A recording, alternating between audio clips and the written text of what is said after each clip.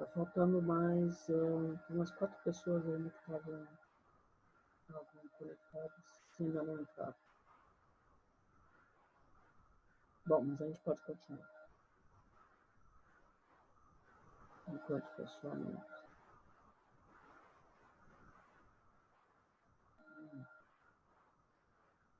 Bom,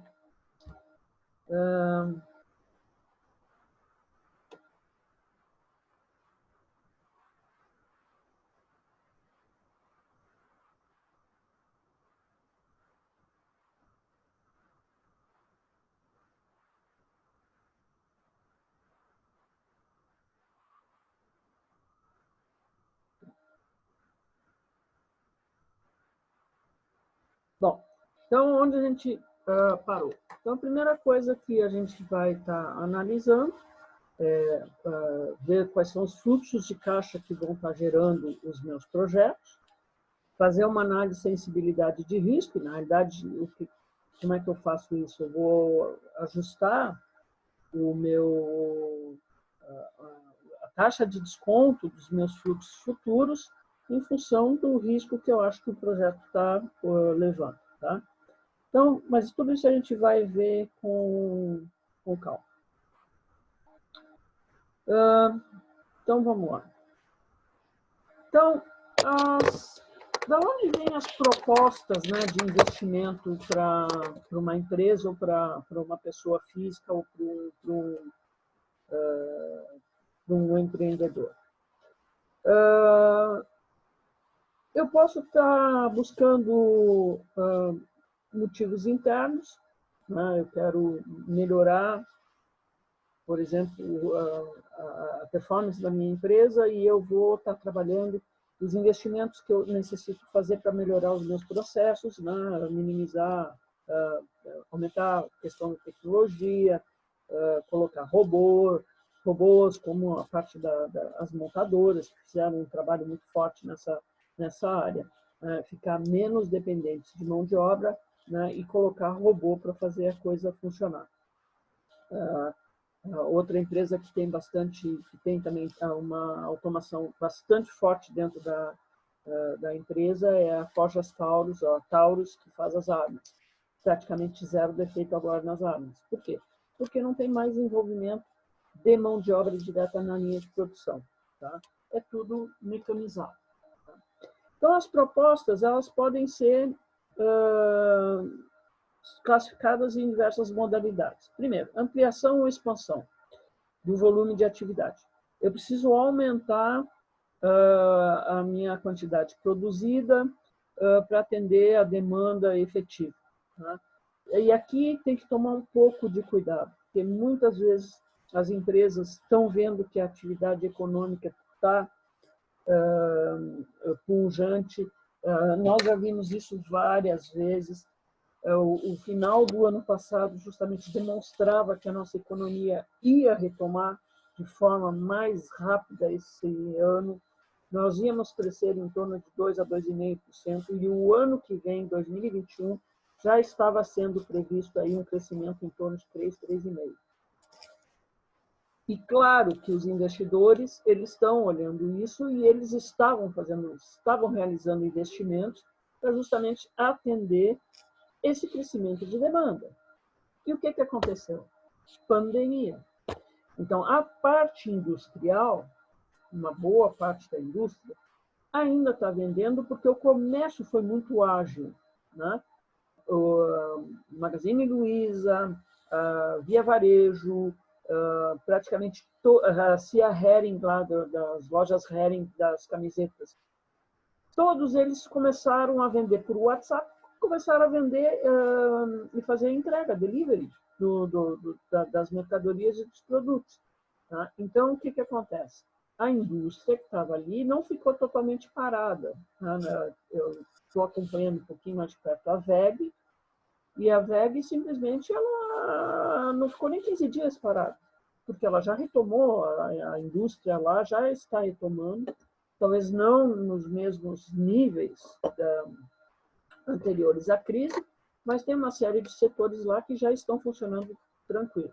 Então, aqui essa questão de expansão tem que tomar cuidado. No caso, por exemplo, de uma Klabin, que está fazendo esse investimento aí de 9 bilhões de reais, ela tem um mercado internacional e a demanda por papel e celulose e embalagens sustentáveis é cada vez maior no mundo. Então, ela tem um mercado cativo, né? E ela está fazendo esse investimento para atender essas demandas, né? Então, ela está bem tranquilo. Eu até assisti a videoconferência deles dos resultados do mês do terceiro trimestre de 2019 e o diretor-presidente falando assim, olha, a minha produção já está toda vendida para entrega no final de janeiro. Eu já estou comprometido, toda a produção de novembro, dezembro, janeiro já estava comprometida, né, para entrega. Então, assim, ele tem uma demanda muito forte e ele está fazendo justamente esses investimentos para estar atendendo essa demanda. Outra coisa é a questão da reposição e modernização dos ativos fixos, né? Então, eu preciso trocar equipamentos obsoletos ou que estão desgastados pelo uso por equipamentos mais modernos. Você tem um carro de 20 anos, já é de colecionador, né? Mas você tem um carro, você roda com o carro e o carro só te dá mais dor de cabeça do que efetivamente ele te serve como um instrumento para trabalho, você tem que vender, tem que trocar, tem que pegar um mais moderninho, senão é burrice. Você gasta muito dinheiro para consertar o negócio que a vida útil já foi. É melhor você gastar um pouco mais agora e ter um equipamento que te reduz o consumo de energia e que te rende muito mais. Foi um esforço nesse sentido, um esforço até que o governo fez, financiando e dando alternativas, incentivando o pessoal a trocar geladeira velha. Porque as geladeiras velhas consomem um absurdo de energia. E essas modernas, elas não consomem quase nada. Todos esses equipamentos eletrodomésticos antigos consomem muita energia. Então, o governo fez um trabalho incentivando as pessoas, as famílias, a buscar justamente troca de coisas velhas que dão um custo enorme para coisas mais modernas que se pagam rapidamente ao longo do tempo. Tá? Bom, outra coisa é eu preciso avaliar também a decisão no momento oportuno. Tá? Se eu não fizer a troca no momento oportuno, eu posso ter efetivamente problemas de interrupção de processo de produção, elevação no nível de rejeição de material. Então, isso, por exemplo, é a questão da Forjas Taurus, da Taurus, né? Ela tem aí no mercado umas armas que já deveriam ter sido recolhidas há milhões de anos, que era tudo processo manual antigamente, e essas armas, com o tempo, acabam tendo deficiências, quer dizer, a arma começa a disparar sozinha, essas coisas, né? Ou por choques com outras coisas. Então, isso é ruim para a imagem da empresa e que acabou ficando até marcado por um bom tempo. O que ela tinha que fazer? Trocar todo o seu processo fabril, né, para justamente não ter rejeição de produto e melhorar a imagem de marca dela. Né? Hoje ela é a quarta maior produtora de armas do mundo e a de armas leves é a primeira vendedora disparado no mundo de armas leves. Né? Então, tudo isso, por quê? Porque ela fez um investimento durante 3 anos violentos na modernização do seu parque fabril. Tá? Então, tudo isso eu tenho que levar em consideração. Tá? Também, uma outra coisa, a empresa pode estar gerando também propostas de investimento para a modernização de seus ativos fixos. Bom, isso aí pode ser substituição de equipamento por um outro mais moderno, cujas despesas de manutenção e capacidade de operação sejam mais atraentes. Tá? Os benefícios desse novo modelo, assim como a receita de alienação do ativo antigo, vão ser confrontados com o custo de aquisição de um novo bem. Então, é a mesma coisa. Eu tenho um carro antigo contra um carro mais moderno, com tecnologia mais moderna. Vamos comparar aí um um Passat, né, 1979, contra um Gol hoje. Né? O que eu tenho? Passat é super gastão, poluidor, dá uma manutenção, deve dar manutenção porque está sempre quebrando. E eu pego um carro desses mais modernos, com injeção eletrônica, o carro é muito mais econômico. No Passat eu vou fazer 5 km por litro. Num Gol aqui eu faço 20. Se eu começar a olhar as economias e fora a dor de cabeça que eu vou deixar de ter, é muito mais interessante eu até pegar um dinheiro emprestado no banco para fazer um investimento num negócio que é mais moderno, que já me traz muito mais conforto que um Passat que é carroça. Tá? Alguma coisa nesse sentido. Então, tanto o processo de reposição como de modernização poderão ser adaptados de forma parcial ou totalmente. Na maioria das vezes, o desgaste natural e o obsoletismo restringe unicamente alguns segmentos da empresa, o que torna necessário a substituição ou reconstrução parcial. Eu não tenho a fábrica toda que quebra, né? Eu tenho uma ou outra setores que estão mais desgastados. Então, vamos lá. Por exemplo, a indústria siderúrgica. Eles têm os alto-forno. O alto-forno trabalha com 5.000 graus de temperatura. Esses alto-fornos, eles têm, a cada 4, 5 anos, eles têm que ser parados e está dentro de um cronograma da empresa de investimentos parar esses alto-fornos para poder reparar eles, para poder dar uma maior longevidade a esses alto-fornos. Tá? Então, isso é uma coisa que é importante, está dentro do plano de investimento da empresa. A cada 5 anos, a cada 4 anos, desligar o alto-forno durante 6 meses para dar aquela recalchutagem geral e ele continuar trabalhando por mais 5 anos. Tá? Então, essa é a ideia dessa ideia. Bom, uma outra coisa que eu posso ainda estar fazendo é, em vez de adquirir um bem, eu posso fazer um arrendamento, eu posso fazer um aluguel, posso fazer um leasing, né, desse bem. E aí, o que está acontecendo hoje na nossa vida moderna? Os caras que estão trabalhando de Uber, eles não estão botando o carro deles na reta. Eles estão alugando o carro. Eles fecham um contrato de aluguel com a Movida, com a Localiza, com qualquer uma delas, que tem o preço mais interessante, e eles conseguem, com isso, pagar as locadoras e ainda ganhar o dinheiro deles, o sustento deles com as corridas de Uber. Né? Então, eu preciso pensar o que é mais interessante para mim.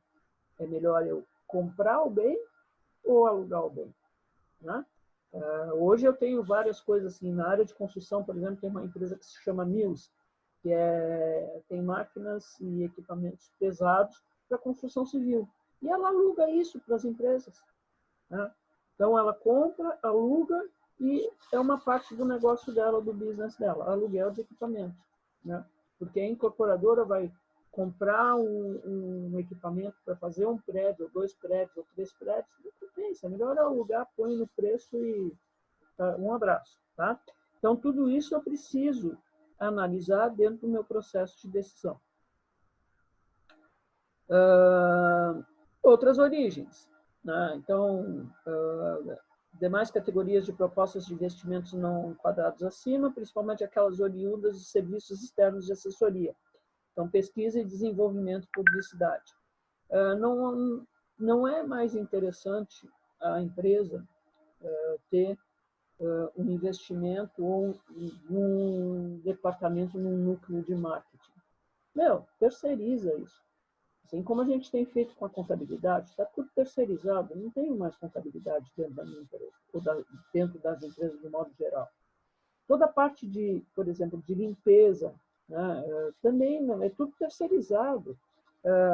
O mundo evoluiu e as pessoas são mais racionais. Então, é muito mais interessante eu pegar uma empresa terceirizada, inclusive aqui na minha casa, eu contrato eles, uma vez por semana eles vêm aqui, fazem aquela limpeza pente fino e perfeito, a casa está impecável, né? Pode ser uma vez por semana, a cada 15 dias, vem uma equipe, faz aquele o geralzão dentro do meu apartamento e morreu neves.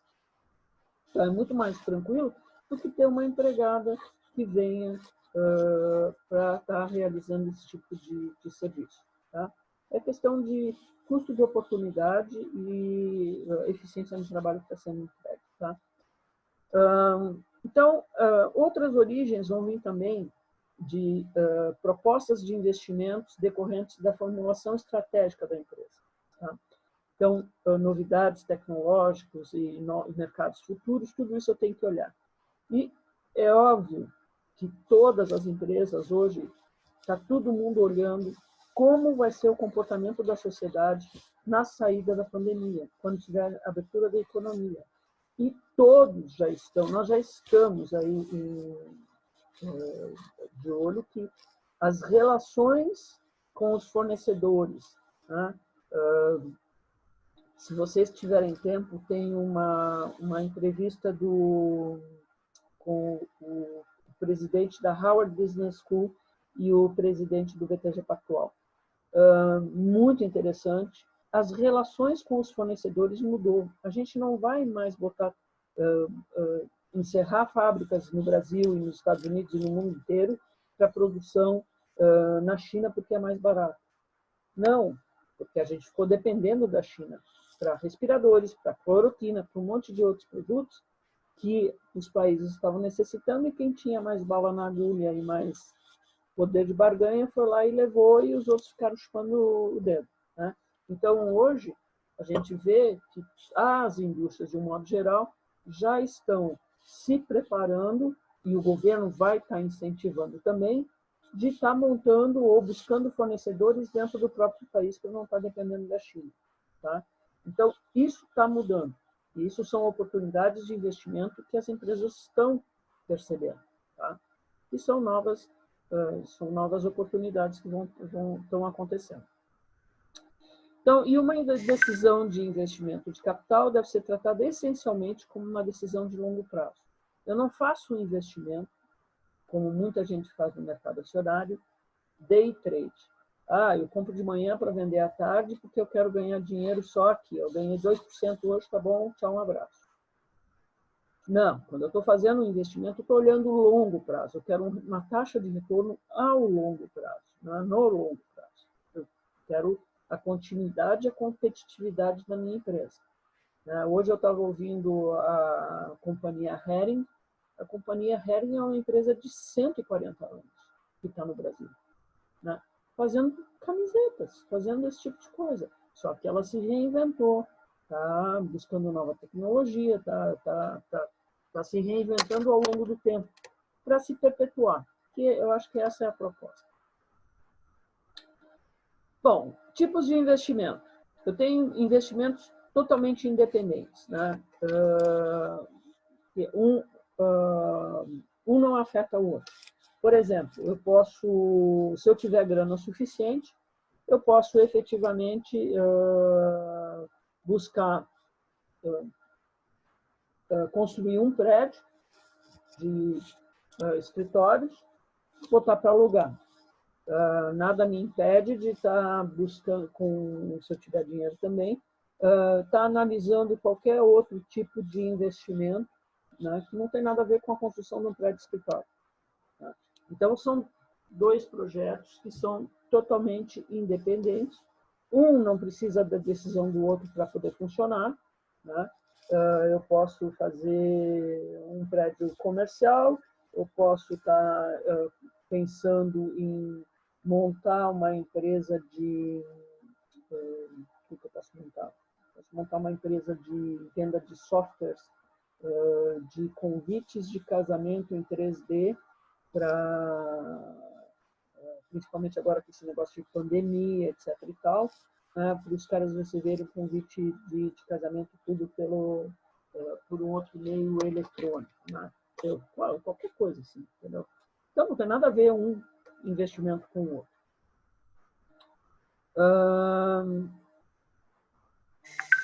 Outra coisa que a gente tem que ver quando a gente está fazendo análise de investimento, é se a empresa tem restrições de capital. Isso é, eu tenho bilhões para investir ou eu tenho milhões para investir? Se eu for construir um prédio, quanto que vai me demandar de recurso? 7 milhões, 10 milhões, 50 milhões, 500 milhões? Eu tenho essa grana ou eu não tenho essa grana? Se eu não tiver essa grana, não esquece, eu não vou conseguir fazer. Tá? Então, restrição de capital é uma coisa também que eu tenho que levar em consideração. Tá? Então, nessas condições, mesmo que os vários investimentos colocados à disposição da empresa sejam definidos como independentes, a limitação orçamentária poderá inviabilizar a aceitação ou não de alguns projetos. Tá? A aceitação de um projeto ou mais poderá determinar a desconsideração ou rejeição de outros. Né? Então, vamos lá para o exemplo de Belo Monte. A usina de Belo Monte consumiu alguma coisa como 30 bilhões de reais. E a taxa de retorno desse projeto era de 5% ao ano. Mas eles só conseguiram ter essa taxa de retorno de 5% ao ano, que hoje é uma taxa maravilhosa, porque eles foram buscar dinheiro no mercado internacional, o consórcio que fechou Belo Monte. Porque o dinheiro no mercado nacional era muito caro na época, estava na faixa de 10, 12, de longo prazo, através do BNDES, e simplesmente não viabilizava a construção de uma usina hidrelétrica gigantesca, né, como a de Belo Monte. Então, assim, eu vou ter que estudar um pouco todas as formas para botar de pé o meu projeto, seja através com recursos próprios, seja através de buscar dinheiro no mercado financeiro, para tentar viabilizar esses projetos. Porque se eu vou, por exemplo, alguns alunos são extremamente criativos e empreendedores. Eles montam seus pequenos negócios e aí o que eles precisam? Eles estão vendo que o negócio está crescendo, que eles precisam pegar dinheiro para investir mais na empresa. E aí eles estão usando o quê? Estão usando cheque especial, estão usando contas caras, estão usando cartão de crédito para rolar dívida. Então, ele acaba se matando, dando um tiro no pé, porque é uma dívida muito cara. Ele tem que buscar coisa mais barata para poder viabilizar o projeto dele no médio e longo prazo. Tá? Então, tudo isso tem que ser bem estudado para não ter problema. A outra coisa são projetos economicamente dependentes. E aqui o exemplo mais claro é o nosso amigo Eike Batista. O Eike Batista ele montou um projeto que ele ia, com a OGX, ele vendeu para o mercado uma empresa que estaria explorando petróleo. Depois, ele montou uma empresa de construção de navios para justamente transportar o petróleo. Depois, ele montou um porto, o Porto de Açu, se eu não me engano, que ali na divisa ali com o Espírito Santo, para transportar esse petróleo para uma forma de escoar mercadorias também que ele estava vendendo e locando parte do terreno ali desse porto para outras empresas que exportam, né? E ele simplesmente, uma empresa dependia da outra, mas a empresa mais importante de todas no início era a OGXP.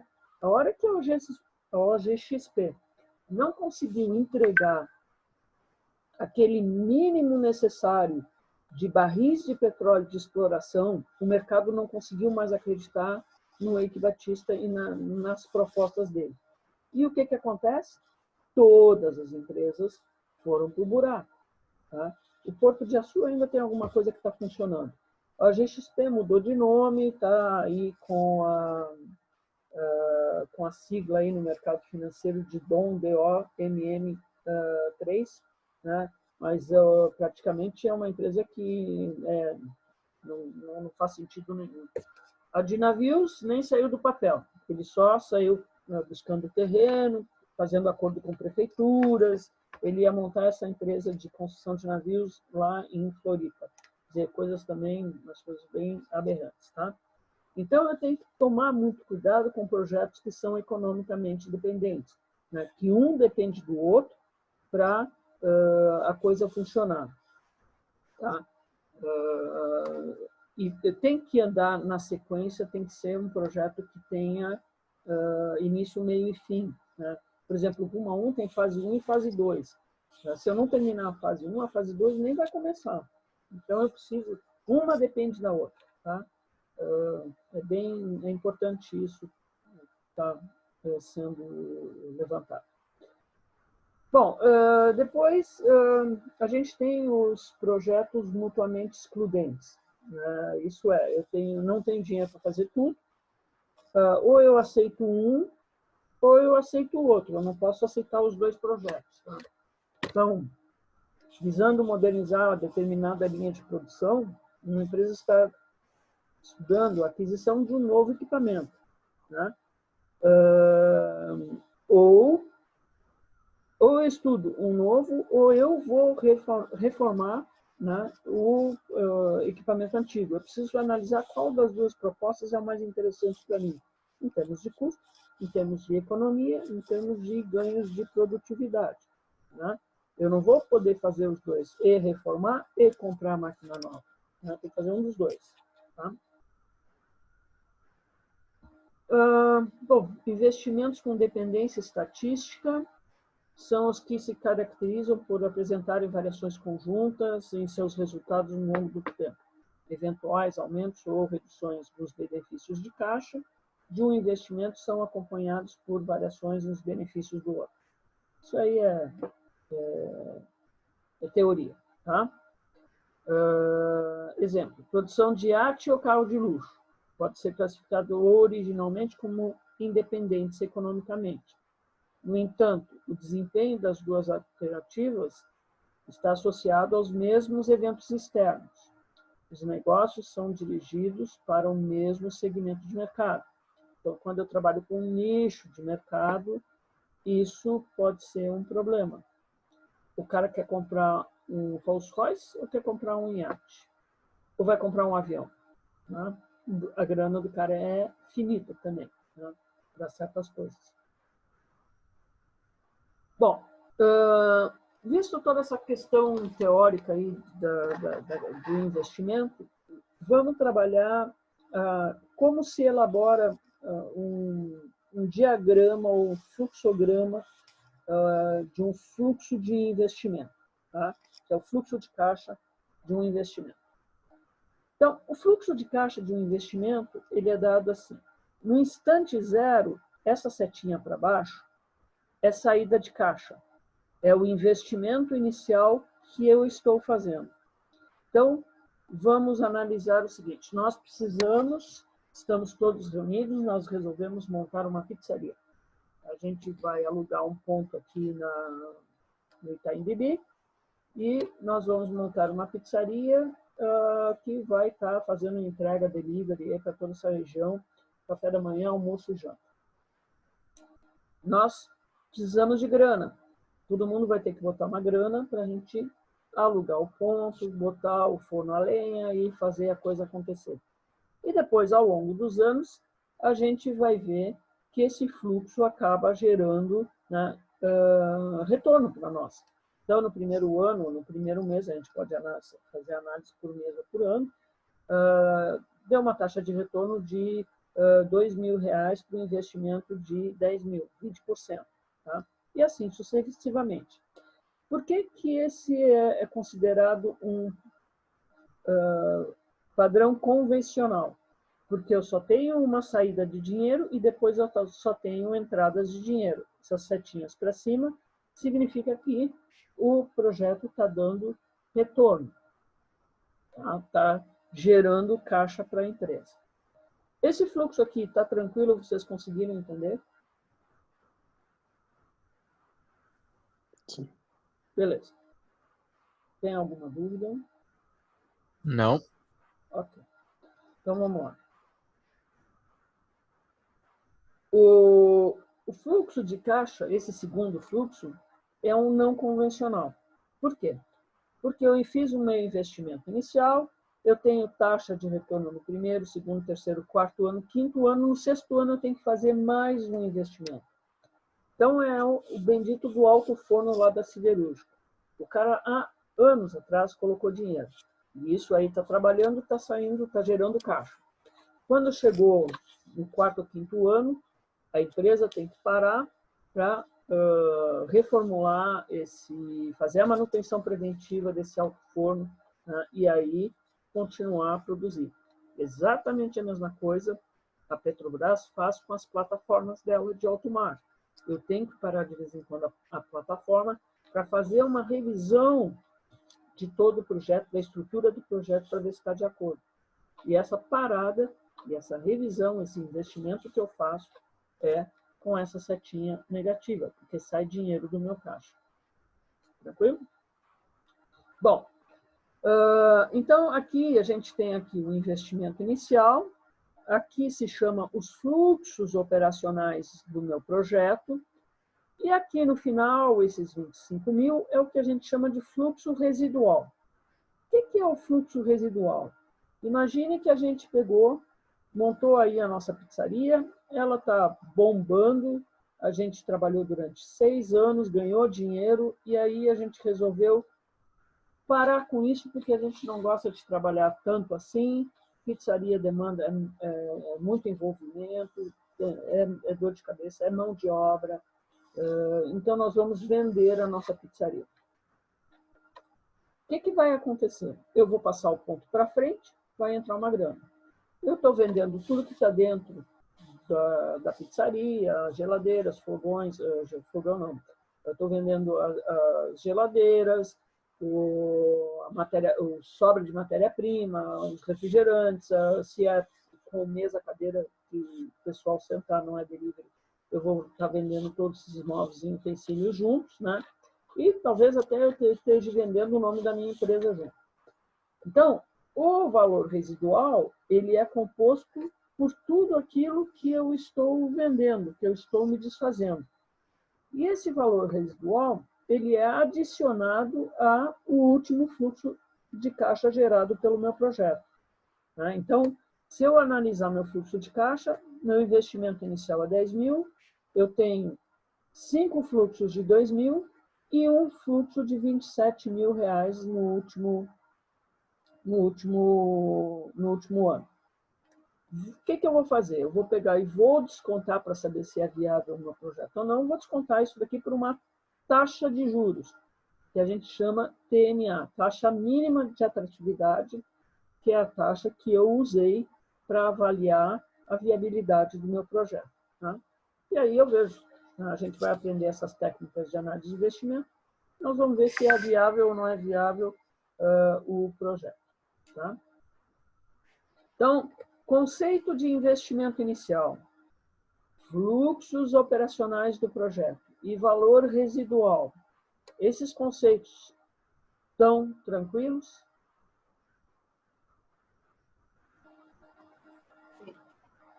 Sim? Por enquanto, sim. Tá bom. Bom, métodos de avaliação de análise de investimento. Os métodos quantitativos de análise econômica de investimento podem ser classificados em 2 grupos. Os que levam em conta o valor do dinheiro no tempo, são os mais importantes, e os que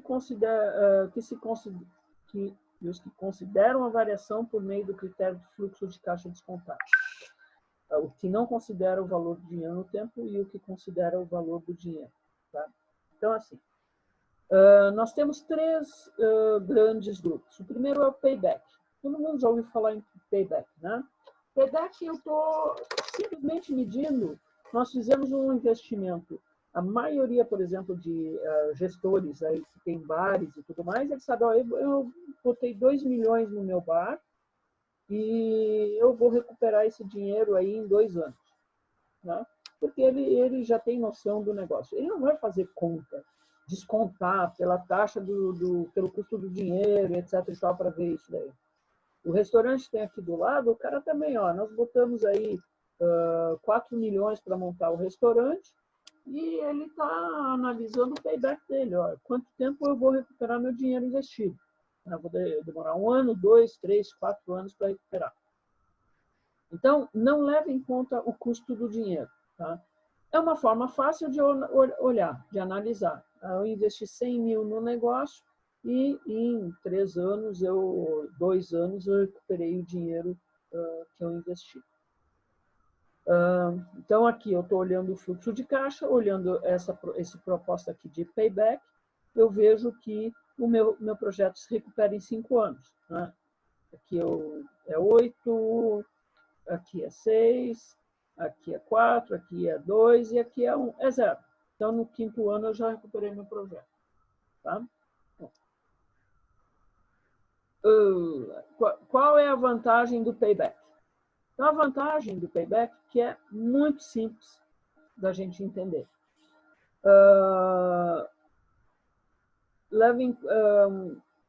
Ela não leva em conta, na verdade, ela não leva em conta as incertezas geradas pelos fluxos mais longos, né? E ela tem um viés a favor da liquidez. Na verdade, eu quero saber quanto tempo eu recupero mais rapidamente o meu dinheiro. Tá? Quais são as vantagens aqui do payback? Ela ignora o custo do dinheiro. Imagina num período de hiperinflação, onde eu tenho 80% de taxa de juros ao ano, eu não levar em consideração isso num projeto de investimento. Então, por isso que em períodos de hiperinflação, a gente não tem grandes investimentos. As pessoas não investem porque elas não têm visibilidade do que vai acontecer com o projeto. Tá? Não existe um período arbitrário aqui de corte, né? Porque assim, ó, se eu vou botar 20 anos de fluxo, vai ficar 20 anos de fluxo. Então, eu preciso saber, por exemplo, numa tomada de decisão, não, tudo bem, eu vou montar um restaurante, mas eu quero recuperar meu dinheiro em 2 anos. Se eu não recuperar meu dinheiro em 2 anos, eu não vou colocar, porque eu não sei o que vai acontecer daqui 2022, 2023, né, 22 com as eleições presidenciais, o que vai acontecer? Então, é melhor eu não investir se eu não recupero isso o quanto antes. Tá? Se eu tenho uma data de corte, por exemplo, eu recuperei meu investimento no restaurante em 2 anos. Ok. Quais são os fluxos que vão ser gerados depois desses 2 anos? O modelo de payback ele não quer saber, ele só quer saber. Para ele interessa assim, recuperei meu investimento em 2 anos ou em menos de 2 anos, maravilha, é excelente. Agora, o que vai acontecer depois, o payback não interessa, para ele não interessa. Então, aqui, o que acontece? Eu tenho uma dificuldade maior de analisar projetos que têm um prazo muito longo de maturação.